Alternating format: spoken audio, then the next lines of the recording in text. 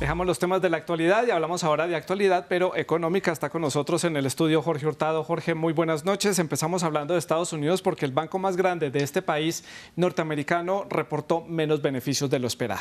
Hablamos, Santiago, de JP Morgan, que reportó beneficios por 16.931 millones de dólares en el primer semestre de este año. Eso es un 35,49% menos en comparación con el mismo periodo del año pasado. JP Morgan justificó su pérdida señalando que el banco reservó más dinero para cubrir posibles pérdidas ante los crecientes riesgos de una recesión económica. Fue un mal semestre también para el banco de inversiones Morgan Stanley, 9,26% menos en sus beneficios de la primera mitad del año. En cuanto a los datos del segundo trimestre, en los que más se fijaba Wall Street esta mañana, JP Morgan registró un descenso de sus ganancias del 28% a nivel interanual hasta los 8.649 millones de dólares, mientras que elevó sus ingresos un 1% hasta los 30.000 millones de dólares. Estos dos bancos iniciaron la temporada de resultados de las grandes bancas en el país. Las ganancias de BlackRock, Citigroup, Bancorp y Wells Fargo les seguirán este viernes. Pasemos ahora a Italia. Luego de semanas de varias tensiones en ese país, se concretó lo que estábamos estimando, una crisis política que tiene consecuencias económicas. Así es, y bueno, la manzana de la discordia está precisamente en un paquete de ayudas para las familias y las empresas para que de alguna forma contengan la inflación. El movimiento 5 Estrellas, que hace parte de la coalición de gobernantes, no votó en el Senado de moción de confianza del gobierno del que forman parte. Esto hizo que el primer ministro Mario Draghi renunciara y que el presidente rechazara su renuncia. La situación hace tambalear a un gobierno de unidad nacional que lleva menos de 18 meses en el poder. El decreto de ayudas contra la crisis y la inflación por un monto de 23.000 millones de euros prevía dar un bono de 200 euros a trabajadores y pensionados con menos de 35.000 euros anuales de renta, pero el 5 Estrellas lo considera insuficiente. Lo peligroso ahora, Santiago, es que esto sucede en medio de los altos precios energéticos, con la alta inflación y también en plena estrategia para tratar de diversificar y acabar con la dependencia del gas ruso. Italia es lo suficientemente grande como para hacer caer el resto de la periferia de la zona euro. Su deuda pública es de 2,52 billones de dólares, es mayor que la de los otros 4 países juntos y demasiado grande también para poder realizar un rescate.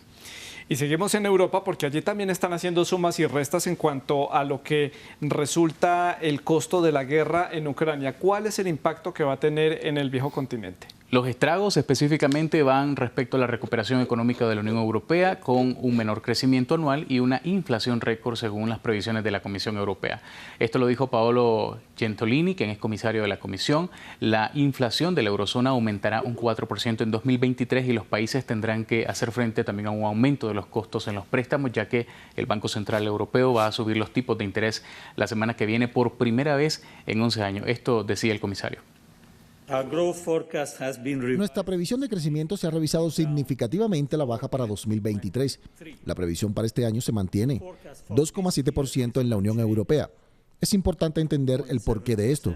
El crecimiento de este año se ve respaldado por el fuerte impulso del pasado año y por un primer trimestre mejor de lo previsto. Se espera que la actividad económica en el resto del año ya no aporte nada a la cifra de crecimiento anual. Se podría decir que la economía europea está pasando de una fase de ralentización del crecimiento a otra de frenado. El crecimiento del próximo año se prevé ahora en un 1,5%, 0,8 puntos menos que la previsión anterior. Y mientras tanto en América Latina, en Argentina, que ya vemos que también viven turbulencias políticas en torno a las decisiones económicas, presentaron el dato de inflación. ¿Cuánto fue? Bastante terrible la cifra. Bueno, Argentina casi llega a medio año de inflación de lo que había previsto para todo el año.